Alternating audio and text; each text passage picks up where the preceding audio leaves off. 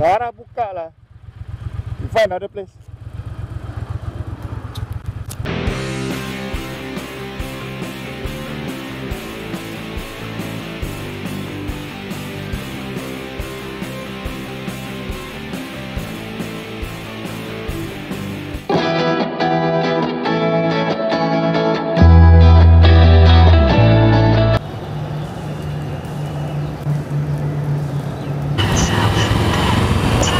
This morning, we're headed to Tanjung Sepat.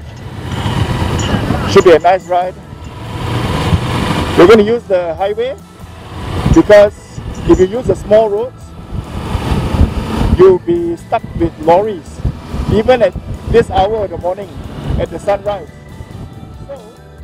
I had put a wind damper on the camera, but it looks like it isn't working that well. As I was saying, today's ride is to Tanjung Sepat. We are going to stop at Cafe Cikgu. I read that it is a roadside restaurant that welcomes bikers and cyclists. We are going to take the highway and then join up the smaller roads once we near Tanjung Sepat. This is to avoid Jalan Kebun, which is filled with lorries and narrow roads. This is the elite highway. At this time of the morning, there isn't much traffic and the ride is amazing. Nothing beats the cool morning air rushing past you. When you ride, don't just concentrate on the road ahead, but look around at the scenery. There is always something nice to look. Oops, blocked by a sound barrier.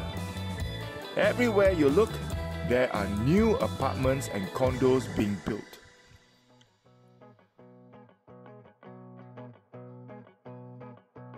Hey, a big lake.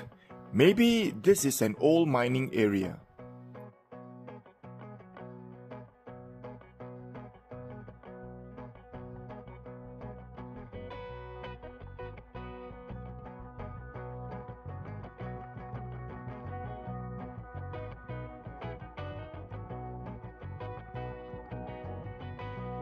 Look at him overtaking me. So casual. Highways are nice, but they do get boring after a while. The roads are straight and hypnotizing.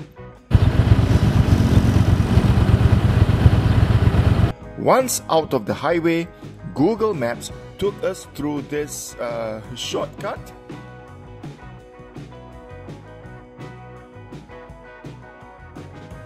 It's pretty nice. I love small roads that are quiet and filled with twists and turns. You don't know what you will find at each corner. Maybe it will surprise you.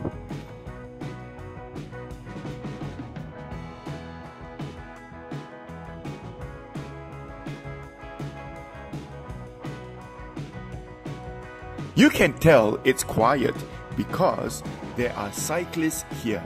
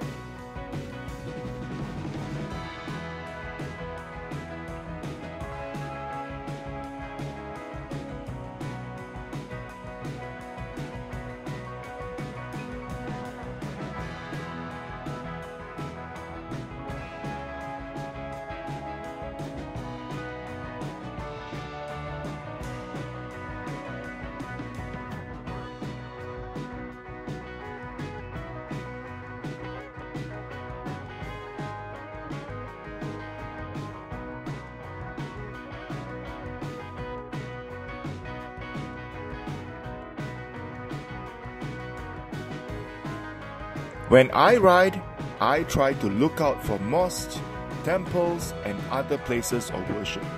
Some of them are very interesting and beautiful. And here's a graveyard.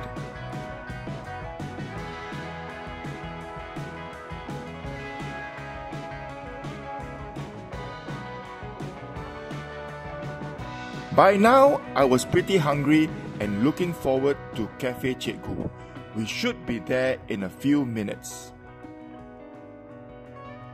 The sun is still rising and the ride is still awesome. Ah, here's an Indian temple.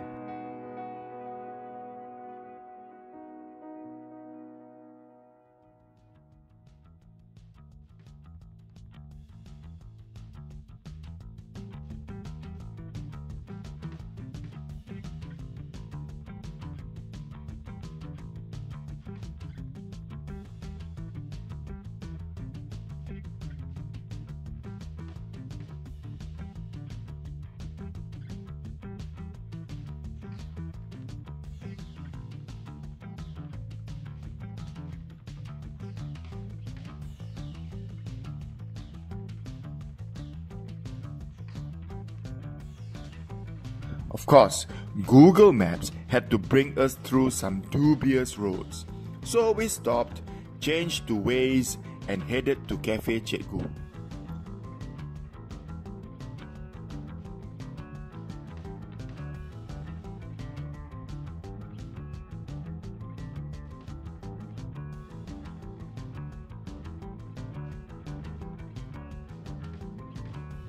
Heh! Looks like Waze isn't doing any better either.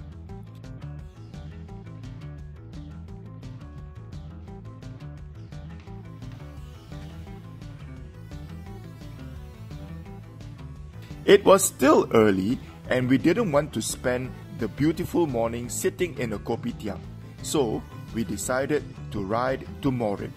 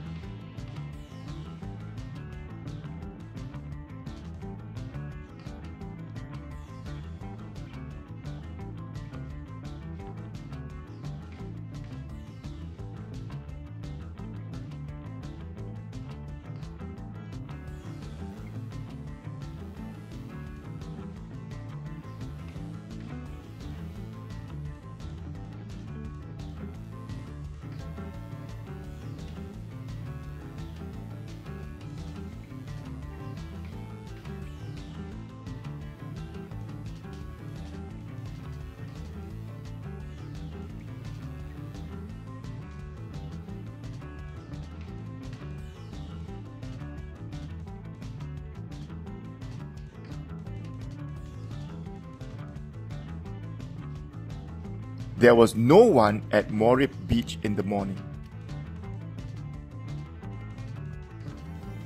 This little roundabout is the landing spot of British soldiers to fight the Japanese during World War II.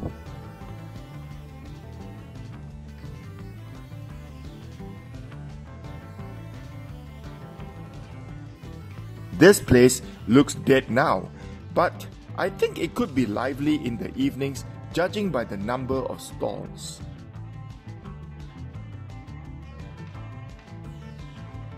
Man, those raffia strings that tie the tents down are really low and they crisscross each other.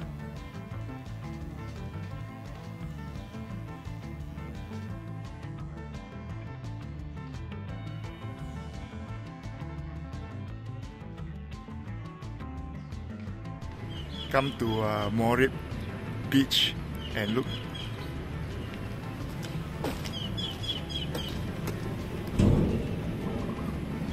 No holding hands, huh? Welcome to Malaysia.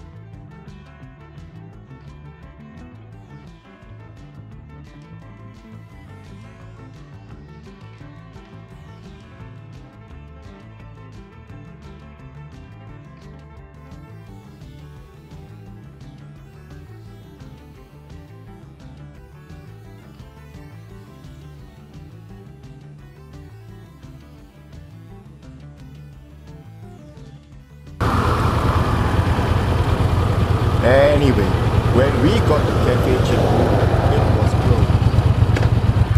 Dah buka lah. We find another place. I forgot that this weekend was a Muslim holiday. Now we are off to Tanjung Sepat for breakfast. The roads are still pretty empty, so the ride should be enjoyable.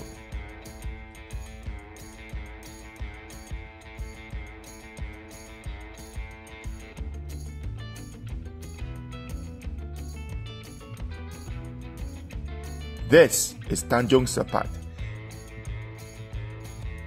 It is a fishing village that has transformed itself into a tourist destination. You should visit it in the afternoon. You can spend several hours wandering the streets and buying things. In the evenings, have a seafood dinner. It isn't cheap anymore, but the seafood is fresh. After all, it's next to the sea.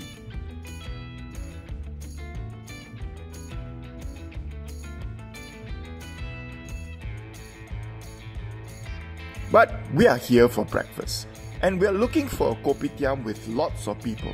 A sign that the food is good, you know.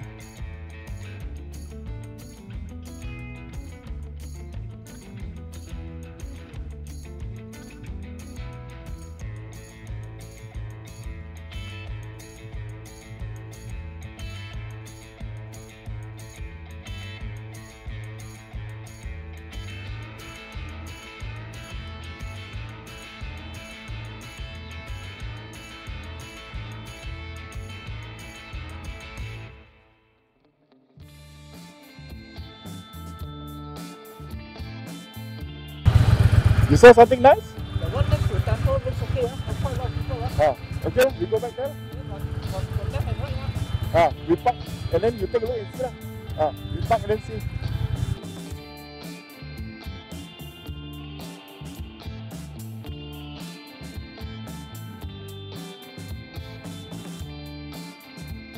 Unfortunately, the kopitiam next to the temple serves bak kut teh, and we didn't want such a heavy breakfast. We finally settled at this kopitiam where people are lining up for their char siu fan and chicken rice. Wow, look at the amount of people eating here. Woo.